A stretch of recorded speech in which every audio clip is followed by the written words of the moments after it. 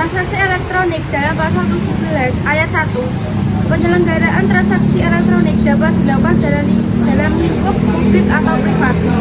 Ayat 2. Para pihak yang melakukan transaksi elektronik sebagaimana dimaksud pada ayat 1 wajib beretikat baik dalam melakukan interaksi atau pertukaran informasi elektronik dan dokumen elektronik selama transaksi. Ayat 3. Ketentuan lebih lanjut mengenai penyelenggaraan transaksi elektronik sebagaimana dimaksud pada ayat 1 diatur dengan peraturan pemerintah. Pada pasal 18 ayat 1, transaksi elektronik yang dituangkan ke dalam kontrak elektronik mengikat para pihak. Ayat 2, para pihak memiliki kewenangan untuk memilih hukum yang berlaku bagi transaksi elektronik internasional yang dibuatnya. Ayat 3, jika para pihak tidak melakukan pilihan hukum dalam transaksi elektronik internasional, hukum yang berlaku didasarkan pada asas hukum perdata internasional.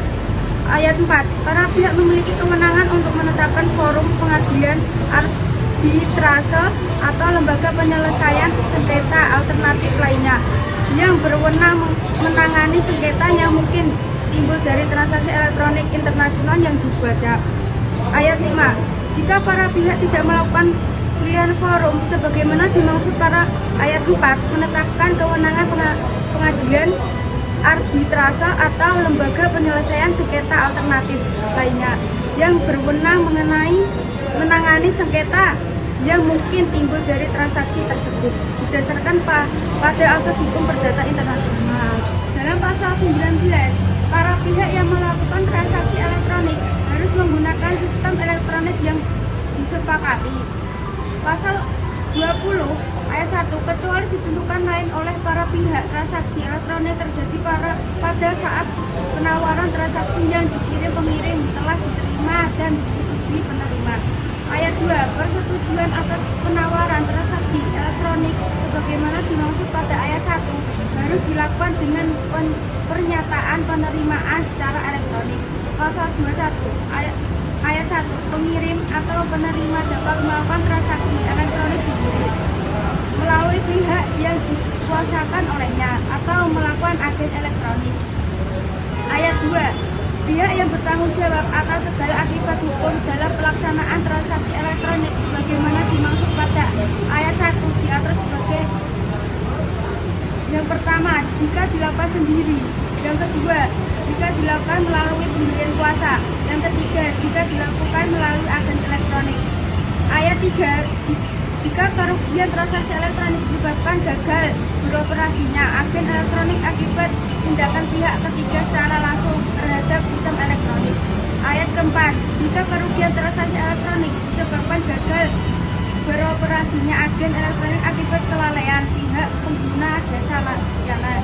Ayat 5, ketentuan sebagaimana dimaksud pada ayat 2 tidak berlaku dalam hal dapat dibuktikan terjadi keadaan memaksa, kesalahan, dan kelalaian pihak pengguna sistem elektronik. Dalam pasal 22 ayat 1, penyelenggara agen elektronik tertentu harus menyediakan fitur pada agen elektronik yang dioperasikannya yang memungkinkan penggunanya melakukan perubahan informasi yang masih dalam proses transaksi. Ayat 2, ketentuan lebih lanjut mengenai penyelenggara agen elektronik tertentu sebagaimana dimaksud pada ayat 1 diatur dengan peraturan pemerintah. P2P Lending merupakan salah satu kegiatan atau sistem pada perusahaan vintage yang mempertemukan secara langsung pemilik dana dengan peminjam dana. Caranya sendiri ialah dengan membuat platform online yang menyediakan fasilitas bagi pemilik dana untuk memberikan pinjaman secara langsung kepada kreditur dengan pengembalian yang lebih tinggi. Akan tetapi, peminjaman dana juga akan diuntungkan karena dapat mengajukan kredit dengan syarat proses yang lebih mudah dan cepat bila dibandingkan dengan lembaga keuangan konvensional seperti bank. Perjanjian elektronik yang dibuat dalam vintage berbasis P2P Lending memiliki kekuatan hukum yang mengikat bagi para pihak sebagaimana perjanjian pada umumnya. Hal tersebut diatur dalam pasal 18 ayat 1 Undang-Undang Nomor 11 Tahun 2008 tentang Informasi dan Transaksi Elektronik yang menyebutkan bahwa transaksi elektronik yang dituangkan dalam kontrak elektronik mengikat para pihak. Maka, perjanjian elektronik tersebut berlaku sebagai suatu undang-undang bagi para pihak yang saling mengikatkan diri serta mengakibatkan timbulnya suatu hubungan hukum bagi para pihak tersebut. Beberapa peraturan sudah dibuat oleh OJK dan Bank Indonesia untuk memberikan perlindungan hukum terhadap kegiatan vintage P2P lending ini. Namun, peraturan-peraturan yang ada masih berupa belum setara undang-undang sehingga belum dapat memberikan sanksi pidana. Berdasarkan laporan aduan tentang P2P lending kepada LPH di Jakarta ialah mengenai penetapan bunga yang sangat tinggi serta banyak terdapat peminjaman rangkap di berbagai vintage.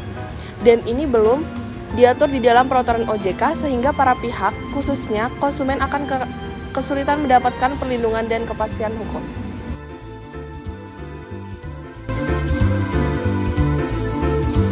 Secara umum, lembaga pelayanan sosial memperoleh pendanaan yang bersumber dari berbagai donatur, baik pemerintah, swasta, maupun perseorangan. Namun, seringkali dana tersebut tidak menutupi biaya operasional lembaga. Banyak di antara lembaga-lembaga pelayanan sosial yang pada akhirnya gulung tikar karena tersendat aspek pendanaan. Untuk menanggulangi hal tersebut, setiap lembaga pelayanan sosial harus memiliki strategi dalam memperoleh pendanaan atau fundraising. Dengan demikian, dengan semakin berkembang teknologi informasi dan komunikasi, saat ini di Indonesia mulai berkembang salah satu metode fundraising dengan menggunakan media internet, yaitu metode crowdfunding. Crowdfunding sebagai skema pembiayaan yang dijuluki sebagai pendanaan demokratis, karena konsep crowdfunding adalah kumpulan dengan skala kecil namun berasal dari sejumlah orang sehingga dapat mendanai sebuah proyek. Crowdfunding dikelola oleh sebuah platform berbasis internet menjadi tren investasi online di website yang akan menampilkan berbagai produk seperti di website toko online. Namun, yang membedakan ialah produk tersebut tidak dijual, melainkan untuk pendanaan dan pengguna dapat dengan mudah menyetor dana seperti dalam hal jual beli di toko online. Crowdfunding dibagi dalam 4 jenis, yaitu pertama, donation based. Donation based sesuai dengan namanya adalah para pendonor yang menyetorkan modal tidak mendapat imbalan apapun dari proyek yang diajukan. Biasanya, pada donation based crowdfunding memang diperuntukkan pada proyek-proyek yang bersifat non-profit seperti membangun panti asuhan, sekolah, dan sebagainya. Yang kedua, reward based. Pada jenis ini, mereka yang mengajukan proposal biasanya memberikan penawaran berupa hadiah atau imbalan lainnya berupa barang, jasa, atau sebuah hak. Bukan memberikan bagi hasil dari keuntungan yang didapat dari proyek tersebut. Crowdfunding jenis ini crowdfunding jenis ini biasanya diperuntukkan untuk proyek dari industri kreatif seperti games, di mana para donatur yang mendanai proyek tersebut akan memberikan fitur-fitur menarik dari games tersebut.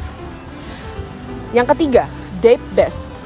Sebenarnya, crowdfunding ini jenisnya sama dengan pinjaman biasa, tapi para calon debitur itu akan mengajukan proposalnya dan para donatur atau kreditur akan menyetorkan modal yang dianggap sebagai pinjaman dengan imbal balik yang berupa bunga. Yang keempat, equity based. Konsepnya sama seperti saham, di mana uang yang disetorkan akan menjadi ekuitas atau bagian kepemilikan atas perusahaan dengan imbalan dividen. Melihat peluang yang cukup besar ini, sangat disayangkan bahwa pertumbuhan crowdfunding masih cukup lambat, dikarenakan ketergantungan terhadap perbankan sebagai industri keuangan konvensional masih diminati oleh masyarakat Indonesia dibandingkan dengan platform crowdfunding. Hal tersebut dapat dilihat dari ketika masyarakat membutuhkan modal untuk membuka usaha atau tiba-tiba memiliki ide inovatif untuk memulai usaha, mereka akan mengajukan pinjaman modal dalam bentuk kredit atau pembiayaan kepada sektor perbankan.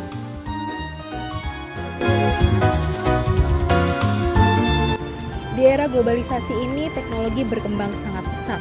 Tentu hal tersebut memudahkan manusia dalam melakukan kegiatannya sehari-hari. Tetapi, terdapat resiko yang tidak mungkin dapat dihindarkan, yaitu kebocoran data. Sehingga kita perlu solusi untuk mencegah adanya kebocoran data ini. Salah satunya adalah dengan menggunakan teknologi blockchain. Blockchain ini merupakan sistem jaringan terdistribusi yang digunakan untuk menyimpan data dan informasi dengan mengenkripsi data tersebut. Sistem ini juga digunakan untuk mencegah adanya perubahan data yang tidak diinginkan sehingga mencegah terjadinya kebocoran data.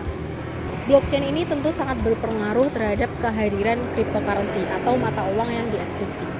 Cryptocurrency adalah mata uang digital yang menggunakan sistem kriptografi sebagai upaya untuk menjaga keamanan dan kerahasiaan informasi pengguna.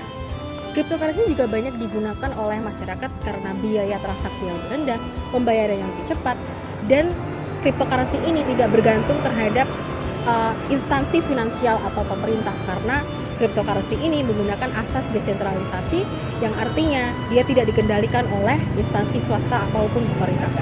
Di beberapa negara, cryptocurrency telah dijadikan sebagai alat tukar atau mata uang yang sah. Salah satunya adalah negara El Salvador yang melegalkan cryptocurrency sebagai alat tukar atau pembayaran yang sah.